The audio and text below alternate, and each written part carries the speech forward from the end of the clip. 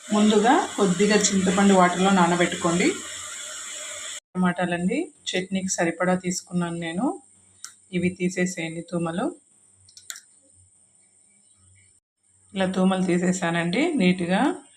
ఇవి తూమలు తీసిన తర్వాత ఈ పచ్చి టమాటాలన్నీ వాటర్లో వేసి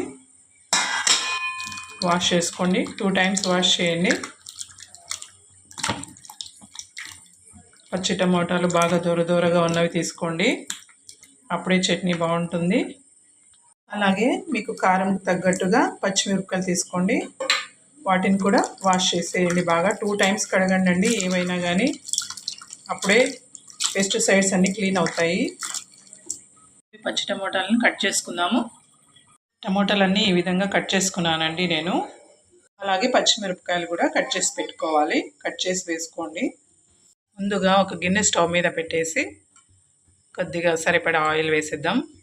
ఆయిల్ వేడి అయిన తర్వాత కరివేపాకు, కొద్దిగా జీలకర్ర, ఆవాలు వేయద్దండి, ఇందులోకి ఆవాలు వేయకూడదు. ఆనియన్స్, కట్ చేసి పెట్టుకున్న పచ్చిమిరపకాయలు,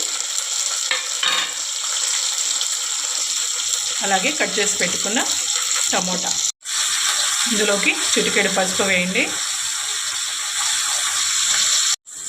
అలాగే దీంతోపాటు 5-6 వెల్లుల్లి రెబ్బలు వేసుకుందాం. ఇప్పుడు స్పూన్తో కలియబెట్టండి. బాగా కలపాలి.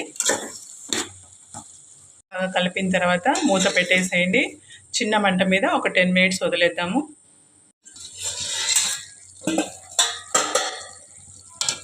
ఈ మధ్యలో కలుపుతూ ఉండండి.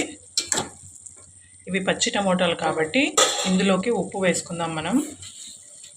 సరిపడా ఉప్పు వేసేసుకోండి.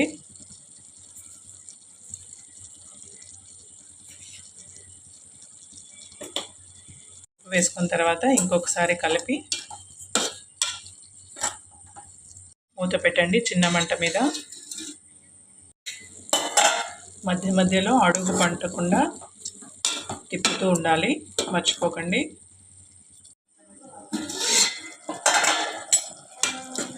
ఇప్పుడు మీకు పొడుపు కథ ఒకటి చెప్తాను, ఆన్సర్ తెలిస్తే కమెంట్ చేయండి.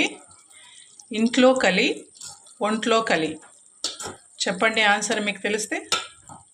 చూడండి టమాటాలు బాగా మెత్తబడిపోయాయి. ఇలా మెత్తబడిన తర్వాత స్టవ్ ఆఫ్ చేసుకోండి. స్టవ్ ఆఫ్ చేసుకొని కిందకి దించిన తర్వాత ఇందులోకి నానబెట్టుకున్న చింతపండు వేయండి. అలాగే కట్ చేసి పెట్టుకున్న కొత్తిమీర, కొద్దిగా ఆనియన్స్ వేసేయండి. ఈ విధంగా దీన్ని కలిపేసి పప్పు గిత్తితో ఎనిపేసేయండి మెత్తగా. ఈ విధంగా ఎనిపేసుకోండి. ఎలా ఉందో ఒకసారి ఈ రెసిపీని ట్రై చేసి చెప్పండి.